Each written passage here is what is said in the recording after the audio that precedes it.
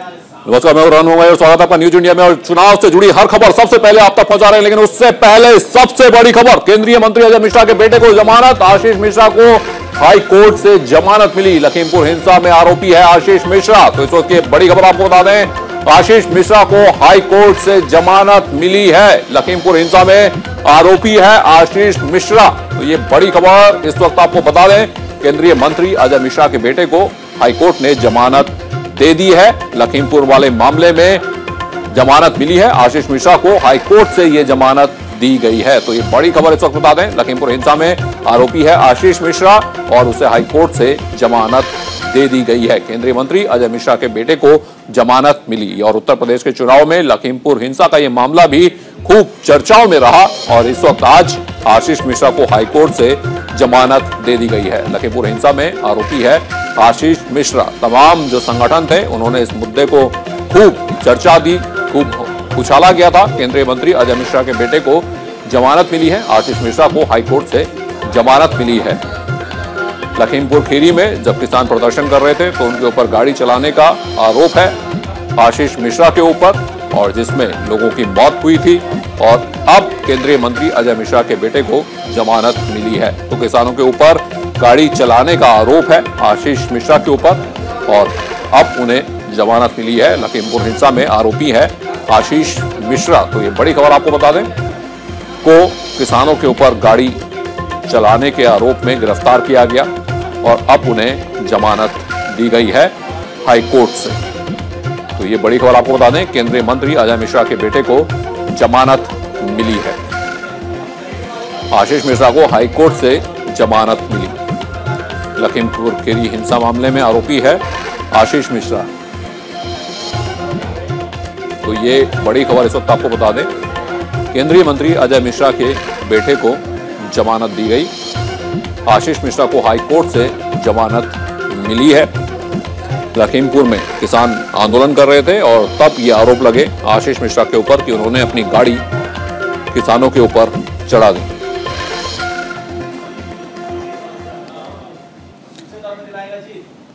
और हमारे सहयोगी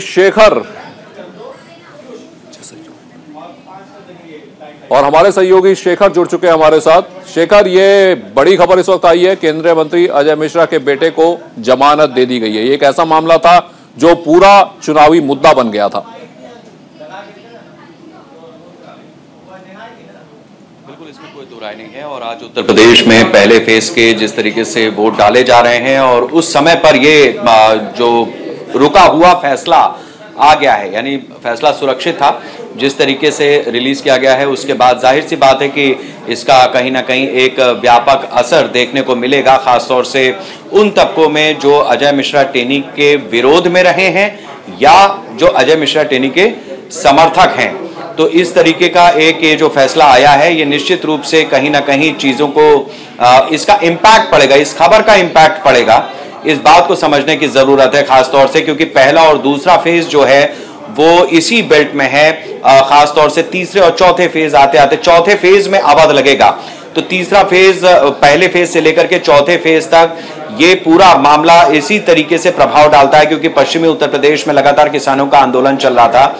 लखीमपुर खीरी में जो घटना हुई थी वो किसानों के जिस तरीके से बाहर से लेकर के किसान आए थे और जिस तरीके का विरोध प्रदर्शन हो रहा था, जिस तरीके की घटना हुई, जिस तरीके से गिरफ्तारी हुई, गिरफ्तारी होने के बाद मंत्री की बर्खास्तगी की मांग हुई, ये बहुत सारी चीजें ऐसी थीं जो लगातार प्रभाव डाल रही थी। इसका राजनीतिकरण हो रहा था, राजनीतिकरण हुआ भी।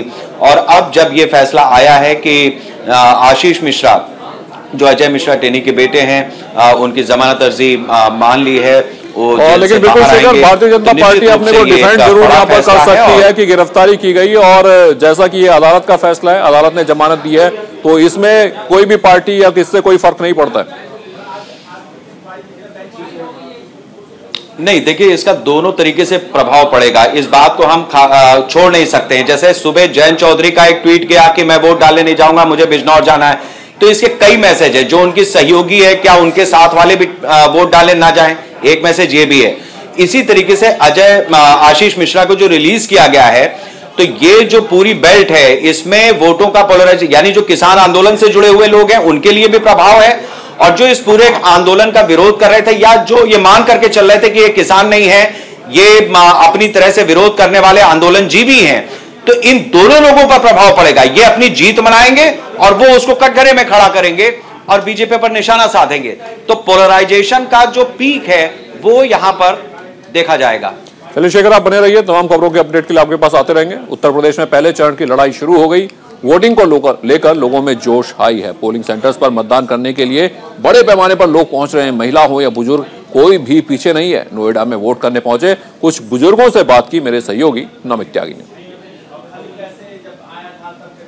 यूपी के अंदर पहले फेज की वोटिंग आज हो रही है और इस वक्त हम नोएडा में मौजूद हैं। नोएडा में भी वोटिंग परसेंटेज को बढ़ाने के लिए खुद ज्यादातर लोग बाहर आ रहे हैं। बाबा, क्या नाम है आपका? जेयू मनसुखानी। कितनी एज है आपकी? 90 एज है। ये बताइए कि आखिर इस बार नोएडा में आप वोट डालने पहुंचे हैं, क्या आपके दिमाग में चुनावी मुद्दे हैं इस बार? चुनावी मुद्दे ये है कि there should be development and we should not care more for religion, discrimination on the base of caste, creed और जेंडर। इसके अलावा बात करें तो जो चुनाव की प्रक्रिया है उसको आपको कैसा लगता है? प्रशासन ने किस तरीके की व्यवस्था की है? अच्छी व्यवस्था की है, नो प्रॉब्लम। अब ये बताइए कि आखिर आपको क्या लगता है कि आपके अकॉर्डिंग किसकी सरकार, क्या योगी जी को फिर से वापस आना चाहिए या फिर बदलाव होना चाहिए? ये तो नहीं बता सकते ना कि कौन सी सरकार आनी चाहिए, ये तो पब्लिक में नहीं बोलेंगे ना हम अपनी ट्रेन। वो जो वोट दिया सीक्रेट ही है। लेकिन आपको लगता है कि नोएडा में पिछले 5 साल में कुछ विकास हुआ, कुछ तस्वीर बदली? नहीं, बदल तो हुई है लेकिन विकास तो लिमिटेड हुआ है। कानून व्यवस्था सुधरी है कुछ? थोड़ी सी। तो बिल्कुल ये देखिए 90 ईयर्स के ये बुजुर्ग हैं और ये वोट डालने के लिए नोएडा के सेक्टर 15A में पहुंचे हैं और कुल मिलाकर इन्होंने कहा कि थोड़ी तस्वीर जो है वो नोएडा की कानून व्यवस्था में बदली। हालांकि इन्होंने ये बताने से इनकार कर दिया कि इनकी पसंद क्या है और इन्होंने वोट कहां पर डाला और ये किसकी सरकार 2022 में आने की इनकी उम्मीद है, ये मना करा इन्होंने बताने के लिए। लेकिन इतना जरूर कह सकते हैं कि नोएडा के अंदर लगातार जो वोटिंग परसेंटेज है उस पर सबकी आज निगाहें हैं, क्योंकि अब तक जो है नोएडा के अंदर कभी भी 50% से ऊपर मतदान नहीं हुआ है। कैमरा पर्सन नरेश के साथ नमित त्यागी, न्यूज इंडिया, नोएडा। तो मेरे तमाम सहयोगी उत्तर प्रदेश, पश्चिमी उत्तर प्रदेश के चप्पे चप्पे पर तैनात हैं और आपको हर पल की खबर दे रहे हैं। तमाम इलेक्शन की हर ताजा जानकारी आप तक पहुंचा रहे हैं। तो मेरे तमाम सहयोगी आप देख सकते हैं जगह जगह पर मौजूद है। सीधा रुख करते हैं पहले शेखर का। शेखर, अभी तक अगर ओवरऑल बात करें कितना वोट परसेंटेज है और किस तरह से चुनाव आगे बढ़ रहा है? देखिए, चुनाव लगातार मतदान का जो प्रतिशत है खासतौर से वो लगातार बढ़ता हुआ हमें दिख रहा है। सुबह 7 बजे के आसपास जब शुरू हुआ, 9 बजे जो पहला आंकड़ा आया वो 7-8% के आसपास था। उसके बाद ये 20% पहुंच गया जैसे 11 बजे का आंकड़ा आया है। और अब यहाँ पर एक बार फिर से अधिकारी आ गए हैं जो 1 बजे का आंकड़ा है उसको ब्रीफ करने के लिए हैं। हम लगातार यहाँ पर आपको बताते रहेंगे, आप हमारे साथ जुड़े रहें। देखिए, ब्रह्मदेव राम तिवारी जी आ गए हैं। अरे बाइक होने जा रही है, मत करिए। हाँ, और हम आपको तिवारी जी से सीधे जोड़ रहे हैं।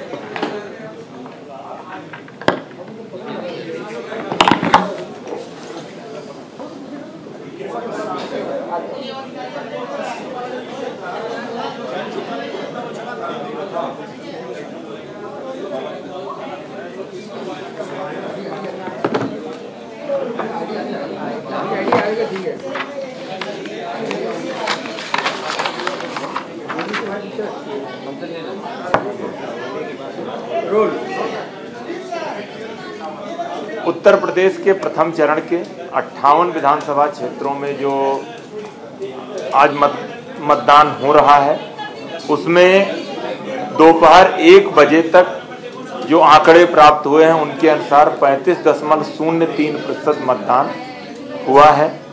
इनमें शामली में 41.16%, मुजफ्फरनगर में 35.73%, मेरठ में 34.51%, बागपत में 38.01, गाजियाबाद में 33.40, हापुड़ में 39.97, गौतम बुद्ध नगर में 30.53, बुलंदशहर में 37.03, अलीगढ़ में 32.07, मथुरा में 36.26, आगरा में 36.93% मतदान हुआ। इस प्रकार 35.03% मतदान की रिपोर्ट प्राप्त हुई।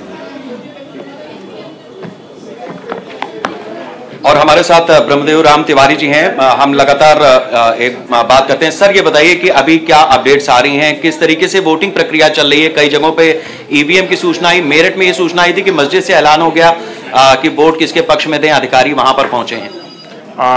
जो भी शिकायतें आई हैं उनका तत्काल संज्ञान लिया जा रहा है और मतदान हर जगह शांतिपूर्ण, निष्पक्ष और व्यवस्थित ढंग से चल रहा है। ये भी आपसे जानना चाहेंगे कि जिस तरीके से मतदान के समय पे ईवीएम खराब होने की कुछ जगहों पे बात आई थी, क्या अभी दोपहर बाद इस समय पे भी कुछ अपडेट्स आ रही हैं? देखिए, मशीनों में कहीं कहीं सूचनाएं आ रही हैं और उन पर तत्काल संज्ञान लेते हुए कार्यवाही कराई जा रही है। एक चीज और, क्योंकि अब ये तीसरा जो पहर है वो बदल रहा है, तो मैं ये भी आपसे जानना चाहूंगा कि जो लोग अब तक वोट डाल के नहीं आए हैं वो कब तक वोट डाल सकते हैं, और लाइन में लगने की जो एक प्रक्रिया है उसको भी जरा आप बता दें, ताकि महिलाएं हैं बहुत सारी अब निकलेंगी।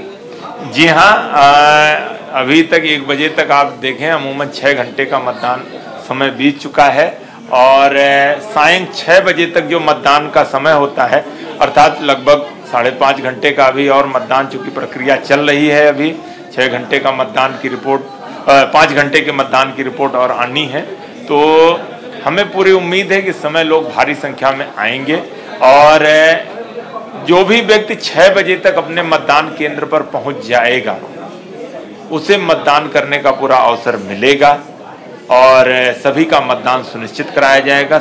यदि वो समय सीमा के भीतर अपने मतदान केंद्र पर हैं तो अभी भी अच्छी उम्मीद है कि बेहतर और बेहतर मतदान होगा। सर, कोई आंकड़ा ऐसा भी है क्या कि जो प्रॉब्लम्स आई वो आपने रेक्टिफाई की हो, कुछ उसका आंकड़ा है क्या? जी हाँ, जो भी समस्याएं आ रही हैं, चूंकि एक तरह से फ्लक्चुएटिंग हैं और कई फोरम्स पर एक साथ जो है चीज़ें आ रही हैं, तो मैं एग्जैक्ट फिगर तो अभी मेरे पास नहीं है, और लेकिन जो भी शिकायतें आई हर फोरम से उनको तत्काल संज्ञान लेते हुए समाधान कराया जा रहा है। बहुत शुक्रिया हमारे साथ चर्चा करने के लिए। तो न्यूज़ इंडिया पर आप सुन रहे थे ब्रह्मदेव राम तिवारी जी को, जो लगातार बता रहे हैं कि किस तरीके से जो मतदान की प्रक्रिया है वो न सिर्फ आगे बढ़ रही है, बल्कि जो लखनऊ का ये सेंट्रल कमान बनाया गया है, यहाँ पर अधिकारी बड़े मुस्तैद हैं। कॉल सेंटर जैसा एक नज़ारा भी है यहाँ पर, जहाँ बिल्कुल। और शेखर, आपका साकर ने तमाम आपको जानकारी दी, आपको बताया कि कितना इस वक्त परसेंटेज हुआ है और किस तरह से जो समस्याएं आई थी वो सुलझा ली गई हैं। तो ये तमाम जानकारियां चाहे ग्राउंड जीरो से हो या फिर कंट्रोल सेंटर से हो, हम लगातार आप तक पहुंचा रहे हैं। अब रुक करते हैं गाजियाबाद का, जहां मेरे सहयोगी संजीव वहां मौजूद है। संजीव, क्या खबर है गाजियाबाद से, किस तरह की तस्वीरें आ रही है मतदान की? देखिए, बिल्कुल अगर सिटी की बात करें तो पहले सिटी में भी जो है लोगों में काफ़ी उत्साह है, और इस वक्त में मोदी नगर, जो कि देहात क्षेत्र पड़ता है, गाजियाबाद की विधानसभा है, और यहाँ मैं आपको तस्वीरें दिखाना चाहूँगा कि यहाँ पर भी जो है तमाम जो लाइन है, काफ़ी लंबी लाइन यहाँ पर लगी हुई है। महिलाएं बड़ी तादाद में यहाँ पर जो है वोट डालने के लिए निकली हैं, और क्योंकि जिस तरह से जो है निर्वाचन आयोग ने जो है जो व्यवस्था की थी कि महिलाओं के लिए पिंक बूथ बनाए जाएंगे, स्मार्ट बूथ बनाए जाएंगे। अगर गाजियाबाद की अगर बात करें तो मोदी नगर विधानसभा है, जहाँ पर जो है गन्ना किसान बड़ी मात्रा में है, और यहाँ से जो है सुदेश शर्मा है जो गठबंधन के प्रत्याशी, और मौजूदा विधायक मंजू सिवाचे जो कि भाजपा की प्रत्याशी है, वो भी फिलहाल जो है अभी जो है चुनाव लड़ रही हैं। तो जाहिर सी बात है कि तमाम लोग घर से निकल रहे हैं, क्योंकि दोपहर का समय है तो ज़्यादा जो है लोग घर से निकल रहे हैं, लाइनें लंबी होनी शुरू हो गई हैं। तो तमाम जितने भी यहाँ पर जो है बूथ बने हैं वहाँ पर जो है लोगों की ज़्यादा भीड़ निकलनी शुरू हो गई है, क्योंकि सुबह जिस तरह से ठंड थी लोग कम आ रहे थे, लेकिन अब जो है दोबारा से जो है लोगों का आना शुरू हो गया है। संजीव, क्या आप कुछ लोगों से बात कर पाएंगे? आपके पीछे आपके लंबी लाइन लगी हुई है संजीव, क्या बात कर पाएंगे? एक बुजुर्ग महिला भी मुझे नजर आ रही है आपके पीछे, किस तरह? बिल्कुल, हम बात करने की कोशिश करेंगे। बात करते हैं कि आखिरकार ये बताइए किस तरह के मुद्दे होने चाहिए, किस तरह का नेता आप चाहते हैं? हम तो स्वच्छ नेता चाहते हैं, बढ़िया नेता चाहते हैं, जो काम धाम भी करे और पब्लिक का भी ध्यान रखे, सब कुछ। ये बताइए, क्योंकि देखिए ये 5 साल में एक बार अवसर मिलता है वोट करने का, सही सरकार चुनने का, सही प्रतिनिधि चुनने का, तो किस तरह की सरकार चाहिए, किस तरह का प्रतिनिधि हो आपका? सरकार बहुत मजबूत चाहिए और आज बड़ा उत्साह देखने को मिल रहा है। मैं तो काफ़ी टाइम बाद वोट डालने के लिए आया हूँ और बहुत अच्छा मैं देख रहा हूँ, लोगों में बहुत क्रेज़ है वोट का। और अब देखो, बहुत क्रेज है वोट का, कुछ यहाँ पर जो है, जी बताइए। जो देश हित में हो वही सरकार है, उसे चाहिए। देश हित में हो वो सरकार आए। कुछ यहाँ पर जो है छात्र युवतियाँ भी, उनसे बात करें। आप पहली बार वोट? हाँ जी। अच्छा, पहली बार ये वोट कर रहे हैं, इनसे बात करेंगे। तो क्या मन में है कि भाई किस तरह का नेता हो आपका, किस तरह की? ऐसा ही आना चाहिए, योगी जी से चाहिए। देखिए इनके अपने अपने लोगों के। चलिए संजीव, सीधा मेरठ का रुख करते हैं। गाजियाबाद में हमारे सहयोगी थे संजीव, जो कि मतदाताओं से बात कर रहे थे। फर्स्ट टाइम वोटर भी आप बड़ी संख्या में पहुंच रहे हैं मतदान केंद्रों में, और कमल मेरठ से जुड़े हुए हैं। कमल, अब क्या स्थिति है मतदान सेंटर की जहां पर आप मौजूद हैं? कितनी भीड़ है और आपके साथ लगता है कुछ लोग भी मौजूद हैं? जी बिल्कुल, मैं सबसे पहले अपडेट देना चाहूंगा कि मतदान की रफ्तार अब पकड़ ली गई है। जो 1 बजे का अपडेट आया है उसमें मेरठ के सभी 7 विधानसभा से जो औसतन पोलिंग हुई है वो 34% हुई है। तो माना जा सकता है कि जो अगले 5 घंटे की पोलिंग है कहीं ना कहीं 60 या 65% से ऊपर ये पोलिंग जा सकती है। मौसम भी साथ दे रहा है। शुरुआती दौर काफी ठंडा रहा था, कोहरा था, इस वजह से लोग घर से बाहर निकल के नहीं आए थे। लेकिन अब कहा जा सकता है कि अगले कुछ घंटे जो है अहम है और पोलिंग बढ़नी चाहिए। मेरे साथ कुछ महिला वोटर यहाँ पर हैं जो वोट डाल के आए हुए हैं, कुछ एल्डरली हैं, कुछ युवा वोटर भी हैं। सबसे पहले युवा वोटरों के पास चलते हैं कि आखिर वो क्या सपना देखते हैं, कैसा लीडर चाहिए, क्या मुद्दा रहा और किस आधार पे आप अंदर जब वोट डाल के आई तो आपने क्या दिमाग में रखा कि आपको चाहिए? वैसे तो सभी चाहते हैं कि हमारा लीडर ऐसा हो जो हमारे देश को आगे बढ़ा सके, सारे धर्मों को एक साथ लेके चल सके। तो मतलब सबका सर्वांगीण विकास होना चाहिए, सबकी परेशानी सुननी चाहिए, और ख़ास तौर पे ये देखना चाहिए कि पहले तो भेदभाव नहीं होना चाहिए, सभी धर्मों को साथ लेके चलें और देश में किस चीज़ की कमी हो रही है। और सबसे बड़ी बात यह है कि हमारे देश में गरीबी बहुत है, और कोविड टाइम में जो है अब लोगों ने अपनी नौकरी बहुत खोई है। तो लोगों को मतलब जो एलिजिबल हैं, जिनको नौकरी मिलनी चाहिए, उनको नौकरी दी जाए, जिस वजह से हमारा लोग विकास करेंगे, साथ साथ हमारा देश भी विकास करे। जी बिल्कुल, बहुत अहम मुद्दा है। आपके पास चलते हैं, आप क्या? मेरा भी ये कहना है कि जो हमारा कोई भी लीडर हो वो सबको एक साथ लेके चले, अपने युवाओं के लिए सोचे, अपने देश के लिए सोचे। जो हमारा पहले विकास नहीं हो पाया उसको, देश को कैसे आगे बढ़ाना है।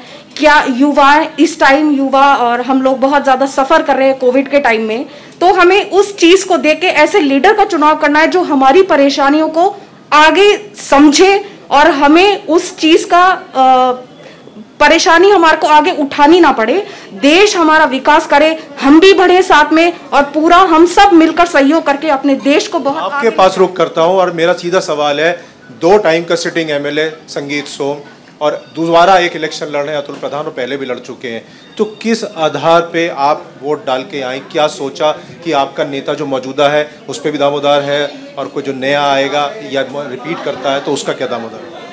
हम तो ऑलरेडी जो चुन चुके हैं उसको तो हम देख ही चुके हैं, ठीक है ना। हम ये चाहते हैं कि जो हमारा अब जो आए। चलिए कमल, बेहद ही गोपनीय होता है अपने मतदान किसको दिया, क्या दिया। लेकिन सबसे बड़ी बात है, जो एक अच्छी बात निकलकर यहाँ पर आई, जो महिलाएं वो अपने मताधिकार का प्रयोग भी करती हैं और अपना कर्तव्य भी जानते हैं। ये लोग जो अपने मताधिकार का प्रयोग करें, उनका कहना है कि नेता ऐसा जो देश की सुने और हम भी उसमें विकास में सहयोग करें। और सीधा रुख करते हैं मथुरा का, बेहद ही खूबसूरत और धार्मिक नगरी मथुरा में हमारे सहयोगी नीरज मौजूद है। नीरज, सुबह से आप पल पल की रिपोर्ट दे रहे हैं, पेड़ा बड़ा मशहूर है, कुछ पेड़ा, जलेबी, जलपान कुछ कर पाए कि नहीं आप अभी तक?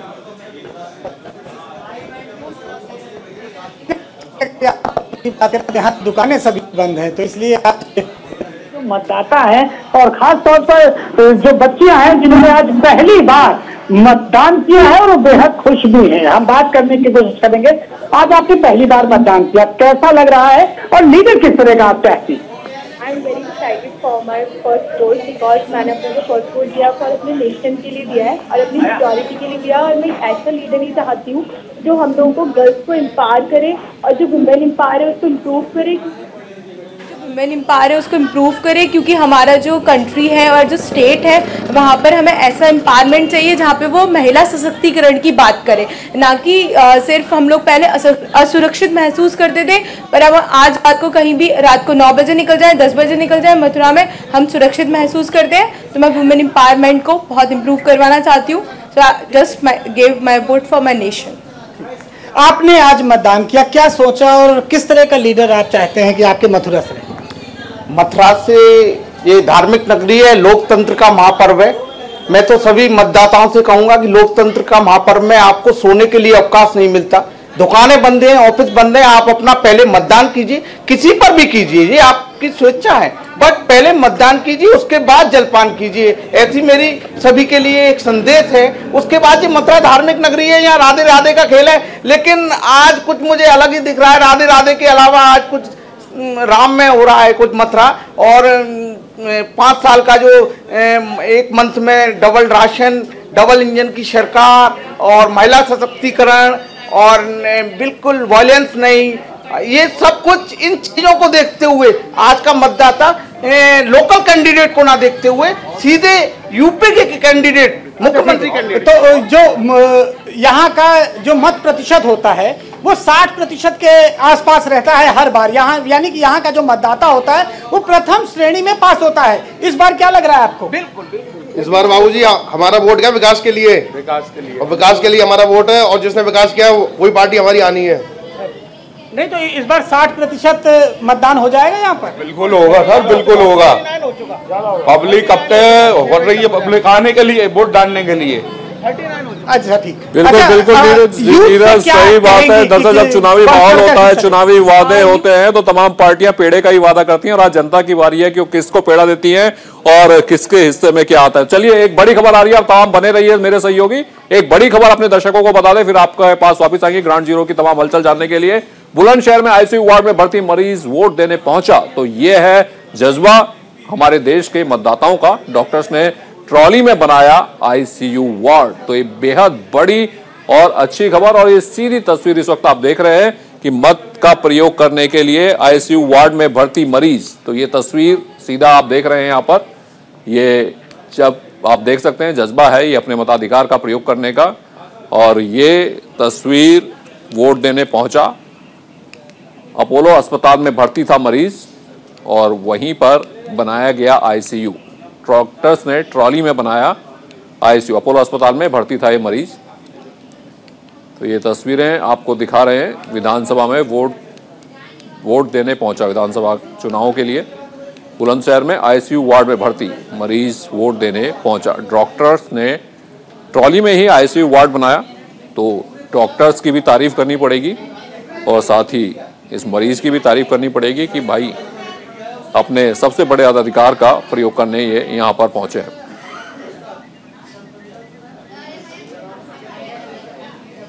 तो आपने देखा लोगों के अंदर कितना जज्बा है, क्योंकि हम अच्छी तरह से जानते हैं कि ये दिन हमारा दिन है जब हम अपना भविष्य चुन सकते हैं।